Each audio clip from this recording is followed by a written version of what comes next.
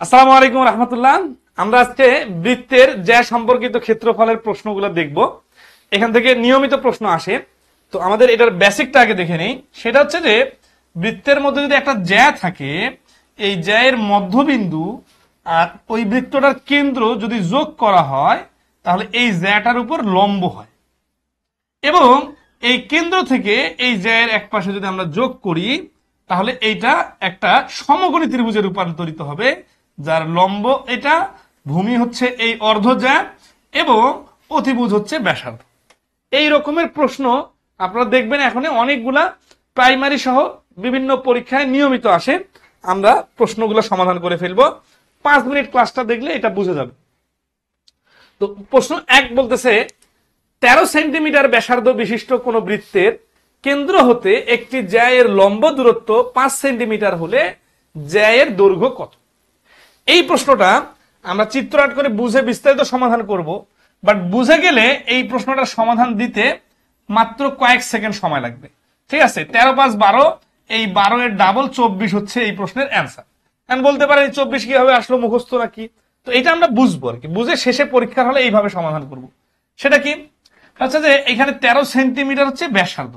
তো ব্যাসার্ধ তো আমরা যে কোনো ভাষায় আট করতে পারি ইচ্ছা মতো। তাহলে এটা থামি। বৃত্তের কেন্দ্র হতে একটি জ্যায়ের লম্ব দূরত্ব 5 সেন্টিমিটার। লম্ব দূরত্ব মানে এই যে লম্ব বরাবর দূরত্ব হচ্ছে 5। তাহলে আমরা বুঝতেছি যে এইটা জ্যাটাকে দুইটার পার্টে ডিভাইড করে ফেলছে। তাহলে এটা 5 হলে এখন এইখানে ব্যাসার্ধ আট করি, যাতে আমাদের একটা সমকোণী ত্রিভুজের অতিভুজ পাওয়া যায়। তাহলে আমাদের এই 5 আর 13 দেখে এইটা কত, এইটা আমরা এখন পিথাগোরাসের সূত্র প্রয়োগ করে দেখব। এইটার নাম দেই এক্স। তাহলে ধরি অর্ধজ্যা সমান সমান এক্স। তাহলে জ্যাটার অর্ধেক যেটা, এটাই হচ্ছে ত্রিভুজটার ভূমি। তাহলে পিথাগোরাসের সূত্র অনুযায়ী কি হয়? অতিভুজ এ square equal to 5 square plus x square. তাহলে x square equal to 13 square মানে 169 মাইনাস 25। তাহলে এক্স সমান সমান এটা বিয়োগ করলে 144, আর এই পাশের স্কোয়ারটা ওই পাশে গেলে রুট হয়ে যায়, তার মানে 12। তাহলে এক্স এর মান যদি 12 হয় তাহলে এই পুরা জ্যাটা কত? পুরা জ্যাটা এই পাশে 12, এই পাশেও 12, তাহলে 12 12 হচ্ছে 24। তাহলে এই প্রশ্নটার অ্যান্সার হচ্ছে খ 24। এইটা হচ্ছে পিথাগোরাসের সূত্র প্রয়োগ করে সমাধান, এবং এটা একটা আইটেম, এই নিয়মের নিয়মিত প্রশ্ন আসে। তো আমরা এই প্রশ্নগুলো এইভাবে সমাধানের থেকে আরো সহজে সমাধান করতে চাইলে পিথাগোরাসের উপপাদ্যের হিসাবে আমরা যে ত্রিভুজগুলার রেশিও জানি সেটা প্রয়োগ করতে পারি। সেটা কি? পিথাগোরাসের সূত্র অনুযায়ী অতিভুজের স্কোয়ার সমান সমান লম্ব স্কোয়ার ভূমি স্কোয়ার হতে গেলে বাহুগুলোর দৈর্ঘ্যের অনুপাত 3 4 5 অথবা 6 8 10, এটাকে ইচ্ছা মতো বাড়ানো যায়, অথবা 9 3 3 9 3 4 12 3 5 15, অথবা 5 12 13। এইরকম বিভিন্ন অনুপাত মুখস্থ থাকলে এই অঙ্কগুলা সেকেন্ডে সেকেন্ডে পারা যাবে। তো আমরা শুরুতে এই যে 13 আর 5 দেখে বুঝতে পারছিলাম যে 5 আর 13 হলে ভূমিটা 12 হবে, 12 12 24 হবে। এই আইডিয়া থেকেই কিন্তু শুরুতে মুখে মুখে অ্যান্সার বলছিলাম। তো আপনারা কি এটা বুঝতে পারছেন কিনা একটু জানাবেন। আমরা এখন এইটার অ্যাপ্লিকেশন দেখে আরো কিছু প্রশ্ন দেখব। দেখেন এটা কিন্তু প্রাইমারি পরীক্ষায়, বিসিএস এ, বিভিন্ন আপডেট পরীক্ষায় 25 সালের আসছে। 2 নম্বর প্রশ্নটা দেখেন, বলছে যে 15 সেন্টিমিটার ব্যাসার্ধ বিশিষ্ট বৃত্তের একটি জ্যা 12 সেন্টিমিটার হলে, একটি জ্যা, এটা কিন্তু ফুল জ্যা, হাফ অর্ধ জ্যা না, কেন্দ্র থেকে উক্ত জ্যায়ের সর্বনিম্ন দূরত্ব কত? তাহলে এই বিষয়টা জাস্ট বোঝার জন্য আমরা আগে চিত্র আট করি। 15 সেন্টিমিটার হচ্ছে ব্যাসার্ধ, তাহলে সেন্টার পয়েন্ট এটা হচ্ছে জ্যা, এই পুরা জ্যাটা মিলে 24। তাহলে অর্ধ জ্যা যদি আমরা হিসাব করি এটা হচ্ছে 12, এবং জ্যা থেকে দূরত্ব এটা কত এটা বাইর করতে হবে, আর ব্যাসার্ধ হচ্ছে 15। এই ব্যাসার্ধটাই হচ্ছে এইখানে অতিভুজ। তাহলে চিত্রগুলো এরকম হবে সবসময়। তাহলে আমাদের আছে ভূমি 12, ভূমিটা 24 নেওয়া যাবে না, কিন্তু ফুল জ্যায়ের অর্ধেকটা মিলে সমকোণী ত্রিভুজ হয়। এইখানে কিন্তু 90 ডিগ্রি কোণ তৈরি হয়েছে। এখন আসে আমাদের দরকার কি? আমাদের দরকার হচ্ছে লম্ব।